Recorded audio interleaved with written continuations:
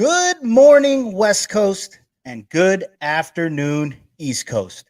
We are super excited for the NFL Week 1 kickoff show. This is our first Sports Ethos NFL kickoff show. So, like I said earlier, I've been super excited all week long. I could barely sleep last night. My red zone has been literally stuck on my television just on that, with that music in the background. I am ready to rock. Welcome. I am your host, JP Sticco, and today is only a 30-minute show, so we have to get the ball rolling. We're going to have some betting tips for you guys, as well as some fantasy football tips, but we also want to answer any questions that you guys may have for starts and sits. So my co-host here is Michael. Michael, what is going on, buddy? How you doing, JP? You watching that countdown clock on Red Zone? It put me to sleep last night. I'm not going to lie. Let me ask you one question before we get started. What's your call for Scott Hansen's suit and tie combo? I'm going white shirt, gray suit, no tie, top button undone. Oh, top button's definitely undone. I'm gonna have to second you on that one. And I actually have a real question. Does he wear pants, do you think, under there? How does that guy go to the bathroom? I wish we could get a FanDuel same game parlay on his attire combo. Speaking of parlays, Michael, why don't we start off with that? Let's start off with some betting trends. What do you got for us, bud? All right, so let's go through some of the Sunday slate. Certainly will not be playing any parlays, but if I'm going to pull up the FanDuel odds right now, I'll let you guys know the biggest movement of the lines so far has come in on the Philadelphia Eagles, now up to a minus 5.5. This line opened at a minus 3.5. It's been hovering around a minus 3.5 until last night around midnight, bet up to a minus 4.5. Huge sharp action still coming in on the Eagles, being bet all the way up to minus 5.5. Now, obviously, if you are going to jump in on that Eagles-Lions game, now is not the best value to do it. But if you are going to do it, follow the sharps and get on the Eagles. The Lions and the Eagles are two of the most talked about teams this offseason. Of course, we got hard knocks for the Lions and a lot of public money coming in on them. But the sharps are really backing the Eagles from a win totals futures perspective. Their win total rose a game and a half.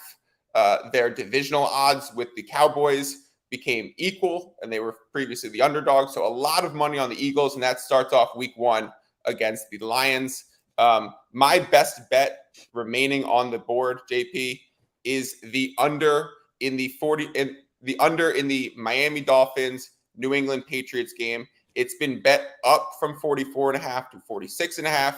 However, there might be some rain. There might be some high heat. You know, when Belichick is going against a rookie head coach and he can take out a team's key weapon. So if this game is being priced up a bit because of the presence of Tyreek Hill, I'll take the other side of that and say, well, Bill Belichick always eliminates one player from the game script. So if he could take Tyreek kind of out and limit the explosive plays, I expect this to be a run-heavy game for both the Patriots and the Dolphins. We know the Dolphins coach comes from that 49ers run-heavy scheme. So we think run-heavy game, and let's go towards the under in that Miami Dolphins, New England Patriots. Thank you, Michael. Yeah, and I do like that. I mean, especially with the Eagles. I just think they have something to prove this year, and I think they know that offensively. I think they're going to come out and just start chucking the ball all around the field today, I should say. So I really like that, and also I do like that under there. You're absolutely right. I mean, Bill Belichick, from the moment he stepped foot in New England, that's the way that he coaches that defense. It's I'm going to take away what you do best and then let you try to beat me with something that you're not really comfortable doing. I do really like that as well. And also to back that under is New England's offense doesn't look very good. I mean, they don't even have an offensive coordinator, really. I mean, I even know who they've named yet. I know it's been back and forth. So I do like that under as well. I like that a lot. Another game that I do like too is I like the Ravens minus 6.5. I understand, Flacco's revenge game, right? But we're still talking about the Ravens with Lamar Jackson just declining that extension on his contract. I think he comes out and absolutely just lights up the field. I'm going to get into a little bit more of that once I get into some of my, my fantasy plays here this week. How do you feel about that Ravens game minus 6.5?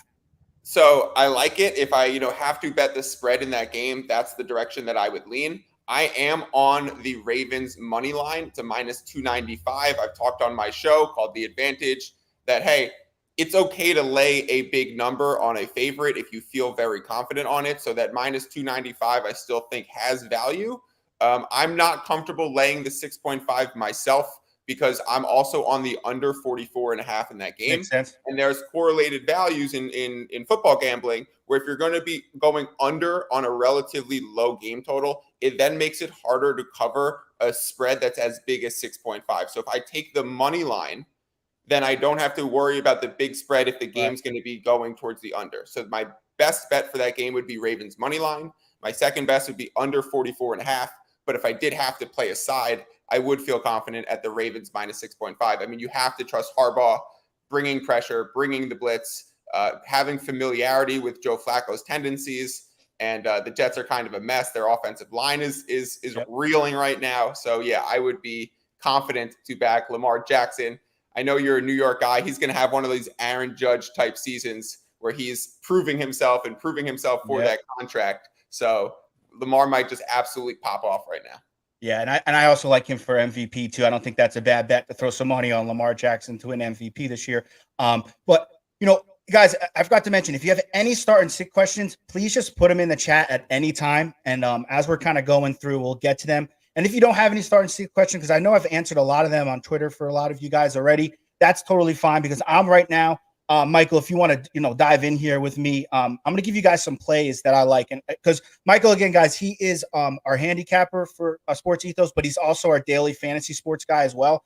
I'm more of the year-long fantasy guy, but I do have some plays here for you guys that I like, and I want to see if Michael's on board with it too. So I kind of call this here. Let's go to the running backs first, Michael. All right. So I'm going to go ahead. I'm going to give you a sneaky play. All right. I really think a sneaky play this week. This may not be something that a lot of people like, but I like in PPR leagues. Please keep this in mind. I like Tony Pollard against Tampa Bay this week in PPR leagues only. Okay. Tampa Bay last year ranked second highest in running back targets against with 144 targets to running backs. 117 of those 144 were caught. That ranked second highest in the NFL. They also ranked third most yards against per game to receiving running backs. Listen, Tampa Bay's run defense is incredible. Okay, they just literally, there's like a brick wall. You cannot break through that. So what is Dallas going to have to do this week? They're going to have to get Tony Pollard in space. They're going to probably try to get Zeke in space as well. I can't see a lot of dive plays. Tampa does not allow you to do it. So they're very stout. And so right here as a sneaky play here, I like Tony Pollard PPR leagues. What do you think about that, Michael? I like the call for TP to clean up a bit today. We know that game total. I see what you did there. That's a good one.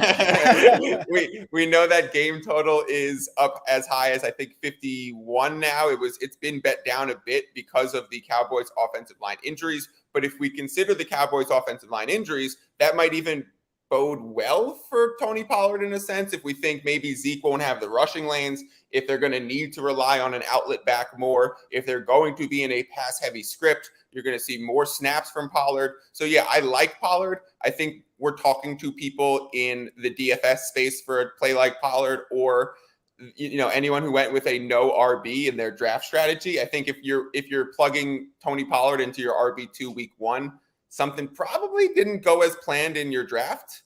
And we're not having injured running backs, up and down the slate today. But again, Tony Pollard as a flex play, I'm totally in for that. Throw me in the next one.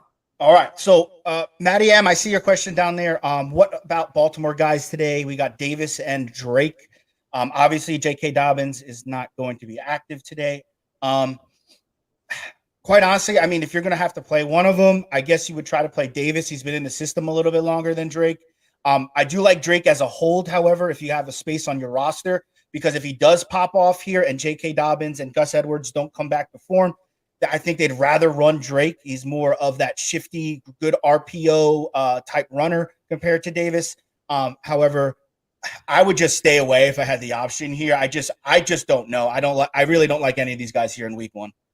Yeah, I'm doing that like this emoji because, I mean, we don't know. We don't have any information to know who's going to be the lead back, who's going to have the hot hand. You also have such a rushing quarterback.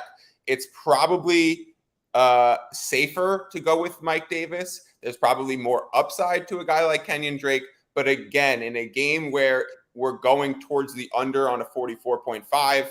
I would just avoid Ravens running backs altogether today. I would wait for that situation to play out a bit. Yep. We remember last season it was Tyson Williams week 1 for the Ravens, and I actually started him last season, but this year I will not be doing that. Yeah, probably a good move here this year. My no-brainer play of the week this year at running back is Jonathan Taylor. I know that's definitely a popular pick, but I mean, he could finish as the highest position player this week, even amongst running backs. He's going against the Houston Texans, guys. They let up 2,068 rushing yards last year. That was dead last in the league. 18 touchdowns and 27.4 fantasy points per game to all running backs last year.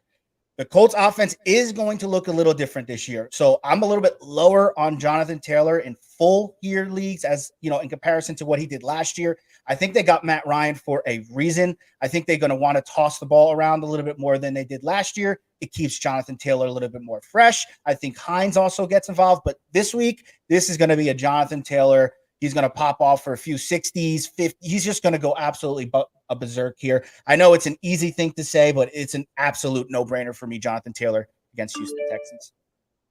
JP, can I throw you a sit start for my own lineup that I'm struggling with? Absolutely. Right now? Let's hear it. All right. So we're hearing that the Bears 49ers game, you hear about what's happening in Soldier Field this morning? I do not, have not. Oh, it is an absolute downpouring. Oh, boy. The total has already dropped to 37.5. It was at 44.5 earlier. So for me, I have Cole Kmet in my lineups, and I have a guy like Gerald Everett on the bench. Now, Everett's in this Chargers-Raiders game in the afternoon. That game total is 52.5 versus a Kmet where it's 37.5. Obviously, Kmet should be the guy to get a lot of targets from Justin Fields. But if the 49ers can bring a lot of pressure and it's raining torrentially in Soldier Field, would you avoid going with Kmet? Would you pivot away from a guy that I drafted with priority and said, I want to go get this guy because I believe in his target share. I believe in his red zone efficiency to, regress to the mean and get a little better. So how would you approach the Everett versus Kmet situation for week 1, knowing that Kmet was your preseason guy, but it's absolutely torrential rain in that situation? Yeah, and that rain just even doubled down on. I mean, I've been huge on Kmet. For those of you guys that have listened to my podcast since first time I posted one, I'm huge on Kmet this year. However, even before I knew this news with the rain, I was kind of avoiding playing Kmet. 49ers play really good defense against tight ends, especially this. He's gonna be targeted, and they know that. So I think they're really gonna, they're gonna definitely play a little bit pass defense, a little bit harder on him than they would even any other tight end. Doubling down with the rain, I'm avoiding Kmet here if I have to.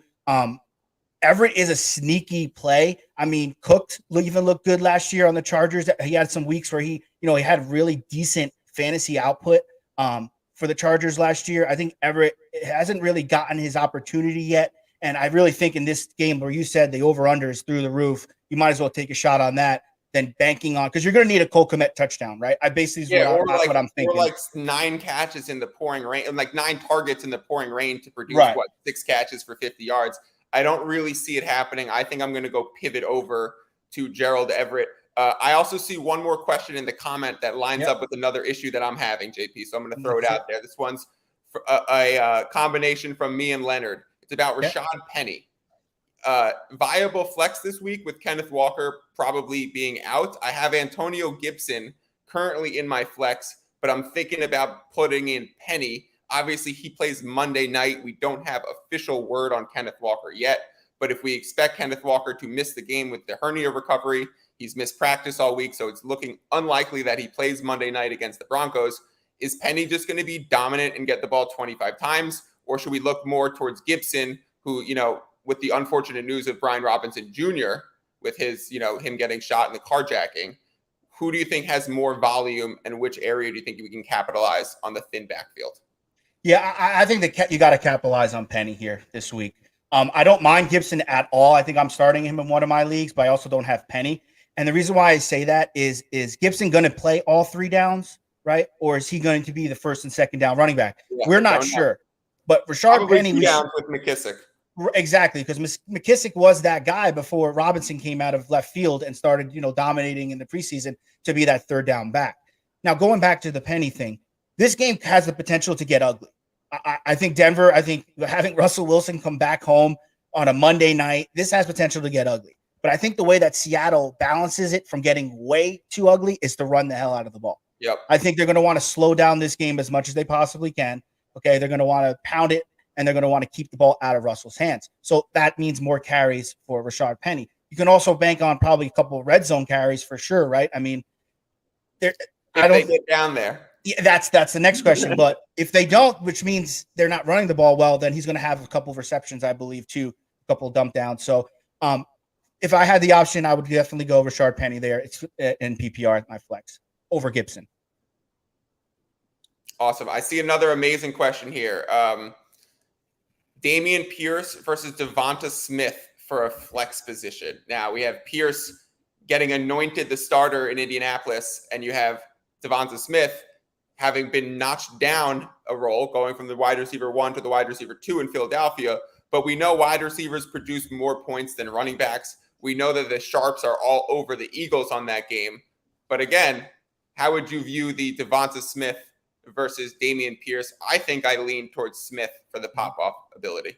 Yeah, I'm leaning towards Smith here too. And I nothing against Dameon Pierce. I think these guys going to have a decent season this year. But you got to remember who they're playing, right? They're playing the Colts. Yeah. They're nothing to sneeze at defensively, right? And if they know you're going to want to run the ball at them, they're going to just stack the box. I just think Devontae Smith has a really good week this week. All the talk's been on A.J. Brown for good reason, but Devontae Smith hasn't seen single coverage since he got into the NFL last year. So I'm excited to see what he can do in man coverage underneath, finding zones while all the attention's on somebody else. Because last year, all the attention was on him. This year, it's a little bit different. The over-under, like you mentioned, Michael, is so high. I'm taking my chance here on Devontae Smith.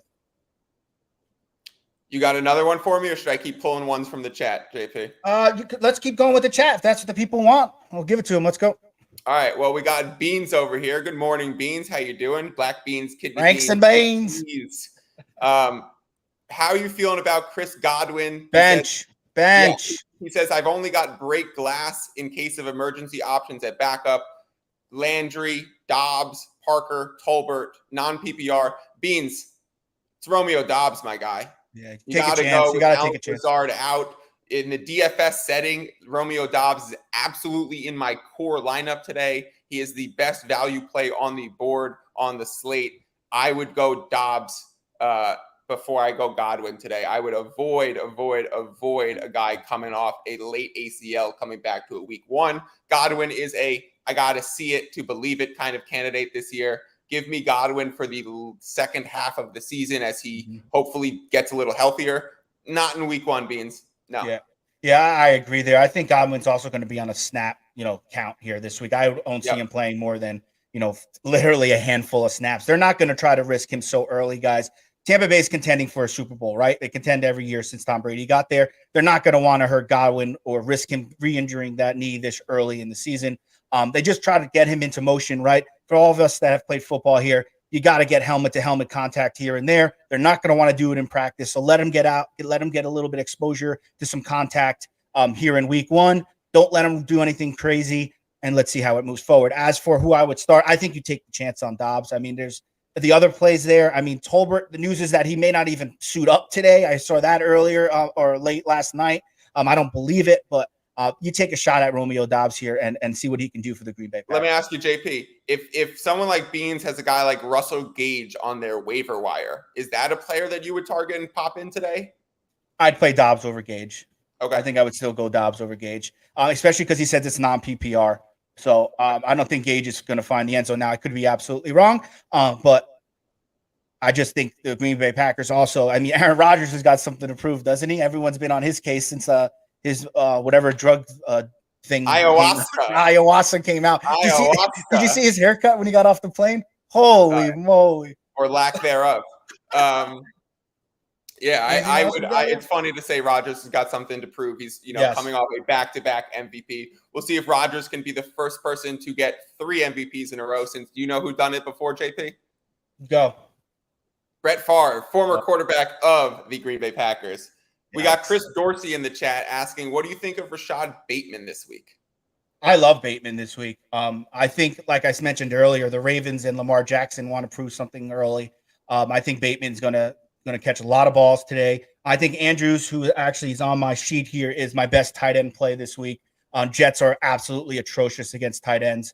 I think Andrews has an awesome game, but I also think they're going to want to get Bateman going, right? Bateman has not proved anything yet in the NFL. So why not take week 1 against the Jets to really pepper him, get him going, get his confidence level up? He's a young player, right? And I keep pounding this on my podcast, is young players need confidence early in the season. Okay, they don't need to go into the film room and get blasted by their position coach because, they're not running the right routes, and I have to give them the confidence they need early. So I think Bateman does have a pretty good game here this week. And if you look at Ravens, they're coming into the season yet again with running back injuries. Maybe that's an opportunity to get Bateman a few easy looks, quick slants, screen passes, end arounds, type of get your playmakers the ball situation. If they're going to be lacking options in the run game, they're going to have to figure out some quick hitters in the pass game, and that could benefit a guy like Bateman. Hey, JP, Brian says DK Metcalf or Amari Cooper. Now, I have some strong opinions on this one. I'll throw it to you to hear yours first. I'm going to DK Metcalf. DK Metcalf has – people are worried about Geno Smith, but DK Metcalf and Geno Smith have proven they actually play pretty well together. Amari Cooper, I don't trust Amari Cooper and Jacoby Brissett is what I'm saying here. I don't know what that's going to look like. I think the Browns could also run the heck out of the ball today. They have a two-headed monster in their running back positions. DK Metcalf, especially if it gets ugly, like I mentioned earlier, Seattle's going to have to pass the ball even just a little bit. I don't trust Lockett. I think he's that deep ball threat, so I'm going to go DK Metcalf over Amari Cooper here. I'm in hard, firm agreement with you, JP. Here's my position on the whole DK thing. First of all, he played 4 games with Geno Smith last year, averaged 17 fantasy points per game. So I am not overly concerned about the Geno Smith factor. My concern for DK Metcalf would actually be the presence of Patrick Surtain on the Broncos. Apparently, this guy is a clone of Champ Bailey. But again, if I could, that's a lot. That's saying a lot, though. Champ was my man. I wasn't the one to say it. It's something I've heard. I guess I was the one to just say it, but it's something I'm heard and I'm repeating. So don't shoot the messenger. But again, that would be my biggest concern for DK. But you got to think, listen, Seahawks are lacking playmakers. And if you think about the way the 49ers get a guy like Debo involved, you're going to need to get DK Metcalf the ball. You're going to need to find that man sitting there eating Skittles while having a 12-pack, like an absolute freak. It would be really hard to put in Amari Cooper, who hasn't played with Jacoby Brissett, in a game that's going to be so run heavy on both sides of the ball. JP mentioned that the Seahawks are probably going to be in a pass game script. It's clear to me that DK is the guy this week. Yeah, I'm total lockstep with you on that one. I see another one here. Everett is loved today. Would we start him over Ertz, who is limited in a full PPR? I'm going Ertz. I'm going Ertz because I think he's playing because, I think he's healthy enough to play. I don't think he's going to be on a snap count, and they need him this week, right? Randall Moore is out. Hopkins is suspended. Hollywood Brown is actually my one of my best plays at wide receiver this week in fantasy. But I think I like Ertz more than Everett because we even spoke about it before. Everett has the upside, right? But he hasn't done anything yet to, I think, prove to me that I would start him even over a limited Ertz this week.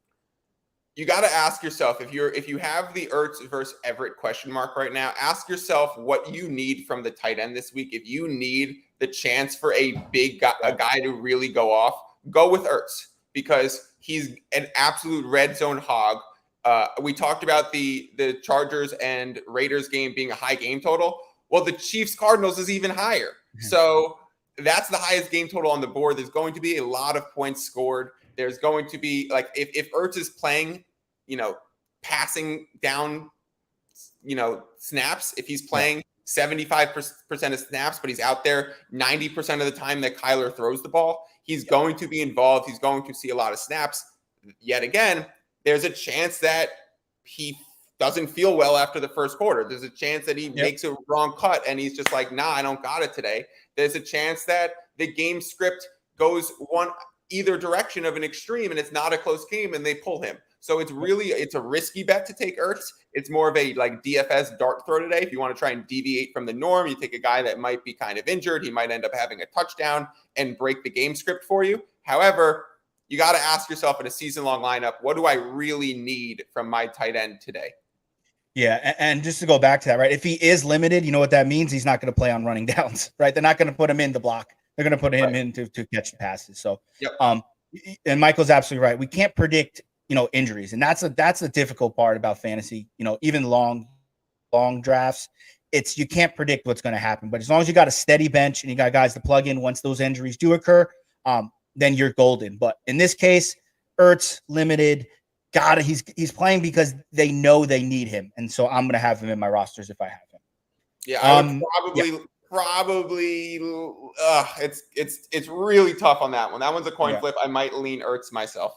I would be plugged into Cardinals beat writers on Twitter right now, searching Zach Ertz in the Twitter search bar, finding people who have blue checks and Cardinals in their bio and seeing what they're saying, getting reports from, pregame warmups and things like that. Try and see Zach Ertz on the field running a little gimme route and ask yourself, does this guy look like he's got it today? Yep, I think it's a good point. So I don't see any more questions here. So I'm going to go back to my sheet here. And I know I've been all over this Jets-Baltimore game, but there's just a play here that I absolutely love. I love Elijah Moore today for the Jets.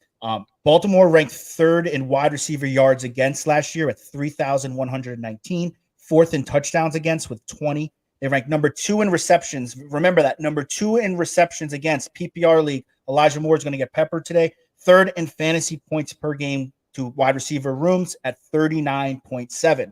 Let's keep in note. Oh, but it's Joe Flacco. I understand it's Joe Flacco, but Elijah Moore last year in a game with Joe Flacco caught 8 balls, 141 yards, and a score. So I'm all over Elijah Moore. Even in year-long fantasy this year, I wasn't so high heading into draft season, but the more and more that, I'm doing my research on it, I love Elijah Moore, and I do like him as a sneaky play here this week. He's not my best play, but I think he's my sneaky play here. He's super talented and just lacking a dominant offense around him. He's a guy where if Elijah Moore plugged into another offense that was decent, he would be a third round pick and amongst the likes of a guy like CeeDee Lamb, but simply he's not. So it's a dart throw on talent because he is super talented, but the system is not great. Let me give you 2 of my wide receivers who I'm going over on their receiving props today so that we can look to back them in a fantasy aspect. We can look to back them in a DFS aspect because these are the guys that I'm taking their over on their yardage today. And it's Christian Kirk, 55.5 yards. Although we might get some rain in the Commanders versus Jaguars game. So check in before kickoff if you definitely want to put in that ticket. As long as it's not, heavy rain, as long as it's like light scattered showers. I like Christian Kirk on the over 55.5. Follow the money. They just gave him an absolute bag. So they're going to get him the ball. They also just got rid of like some of their gadget players in Laviska Shenault. They have both of their running backs coming back from injury. Look for Christian Kirk to be heavily involved for the Jaguars. And then my second one is A.J. Brown, Philadelphia Eagles. If you could follow the beat writers from Philadelphia, they're saying A.J. Brown is projected to get 11 billion targets this season, and that 3 out of every 4 of Jalen Hurts' balls in practice go A.J. Brown's way. So right now, A.J. Brown is this a Devonza Smith plug? Is that what you're doing right now? Yeah, right. It's a plug for all Eagles receivers, but no, A.J. Brown in the props market is 66.5 yards. Listen, I think for both Kirk and for both A.J. Brown, like I said, follow the money. When these teams give these players nearly $20 million a season, they get them the ball, as long as their name's not Kenny Golladay. And we're going to see these markets shift to being Christian Kirk's every week prop total is going to be closer to 66, and A.J. Brown's is going to be closer to 75. So get on these lines early. I can promise you I'm probably going to be playing those 2 overs until they move the lines about 10 yards per game. Yeah, I think I like both those plays, even in fantasy. Let's wait for the books to catch up to us because we like Kirk and A.J. Brown. Yep, and I just got a question on my Twitter, and the question is Michael Carter or Kareem Hunt in full point PPR. I'm going with Kareem Hunt here. we don't know what that Jets backfield is going to look like, right? It's words coming out that, Michael Thomas is the heartbeat of the Jets offense and all this other stuff. I think that's all baloney. They drafted Hall for a reason. Now, I don't know if it's going to be week 1 that he's going to get majority of the carries, or week 2, week 3. I don't know. I'm going to let that play out. We know what Hunt is. He's got the safer floor this week. Give me Hunt in that situation. Don't the Jets also have some major offensive line injuries? Exactly. And the Ravens bring the blitz more than anyone else. Yep. I mean, that just spells trouble for a guy like Michael Carter. Give me cream pie, Kareem Hunt. Yeah.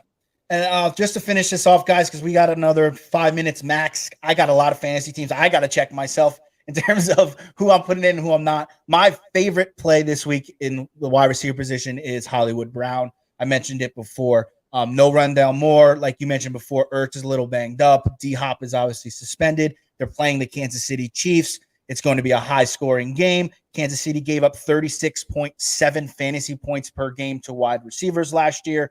If the Cardinals are going to keep up, which I think they do, I don't mind the Cardinals this week. And if you buy a point, you get up to 7.5. I don't mind that, but I think they're going to keep up with them, and it's going to have to be Hollywood Brown's show tonight, or today, I should say. Hollywood Brown has been mentioned a lot this week on my DFS podcast. Yeah. So go ahead and get him wherever you can. And if he's on your rosters this week, have fun watching those numbers climb. I don't see any more questions. So my last play is my sneaky tight end play. I'm going right back to that Philadelphia Eagles game. I'm going Dallas Goedert as my sneaky tight end play.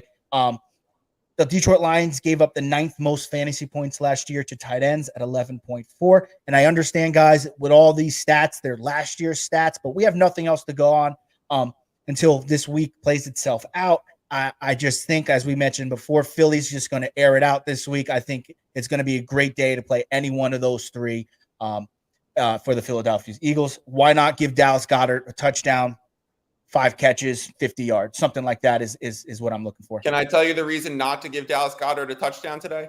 Yes. Because I'm actually going against him in fantasy. So let's not do that. No, I'm kidding. I am going against him, but I think that's a good play. He is in one of my DFS lineups in a stack with Jalen Hurts. I am all over Jalen Hurts this year. That guy is an absolute fantasy stud. If we look about how much the betting experts are backing the Eagles, I love all things Philadelphia going into this year. They are a undervalued and mispriced team in the market. So get behind them and back the Eagles. Yeah, and after speaking, Michael was on my podcast about a month ago, and I wasn't as high on Hurts at that point. I've kind of fallen in love with him. I think I was thinking too much in my heart. As you can tell, I'm a Giants fan. Yeah, I can't stand the Eagles. But Michael, it turns out I have a lot of shares on Jalen Hurts this year, and it just turned out that he fell exactly where I needed him to fall in fantasy purposes. I have a couple of stacks with him and AJ Brown, which I absolutely love that stack. The best stack this week for sure, and for fantasy purposes, in my mind, is Lamar Jackson and Mark Andrews. I think that stack is an absolute monster this week. It's going to cost you a lot of money, though, in daily fantasy, so you may not want to do that. I just wanted to throw that out there. It's Mahomes and Kelsey. Mahomes and Kelsey. Okay. So Mahomes and Kelsey. I do like that as well, especially with the total being at where it's at. We don't know what Juju's going to be, MVS, so let's see how that plays itself out. All right, boys. This is it, man. We have finally made it. Let's go. Let's eat. Week 1 of the 2022 NFL season. You guys have a great, great Sunday. I'll see you all next week. Michael, thanks for coming on, and I'll see you also next week, buddy. If I could say one last thing before we get out of here, best bets still left on the board under in the Patriots-Miami game. Take the +6.5 for the Seattle Seahawks tomorrow, Monday night, and somewhere find a line for Scott Hansen's suit and tie combo. We are going gray suit, white shirt, no tie, top button undone. It's a plus like 650 parlay. Give me that. And a Paw Patrol pull-up. All right, boys. That's all we got for you today. We'll see you guys next week. Best of luck. Remember, follow us on Twitter. I'm at JP Sticco. Michael, what's your Twitter handle? At mfiddle14. And you can find my podcast, The DFS Today Show, presented by SportsEthos. I talk a lot about DFS and gambling stuff combined. You can find me there. Episodes are 3 times a week.